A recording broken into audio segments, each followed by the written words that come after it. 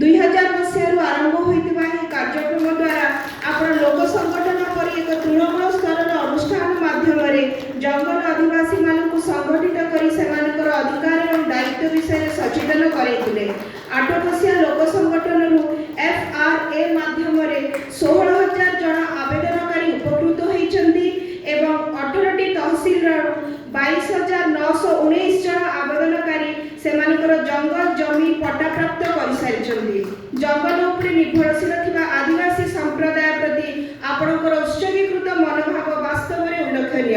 आपणकर नेतृत्व भविष्य पीढ़ी को निजस्व उद्यम सामाजिक परिवर्तन आनिबारे एक प्रेरणा भाव में कार्य करुच्ची। सुंदरगढ़ लोकों जंगल जमी अधिकार उपरे आपणकर उद्यम अवदान जोगु बंशीधर एवं इलापंडा फाउंडेशन आपण को एक सामाजिक उत्प्रेरक भाव परिचय देवार सौभाग्य लाभ करिछि एवं शांभवी पुरस्कार 2024 प्रदान करुछि जेउथरे एक प्रशस्ति पत्र एवं 2,50,000 टकार नगद राशि रही अछि। आपण को भविष्य मंगलमय और सफल हेबारे आमे कामना करूछु। धन्यवाद।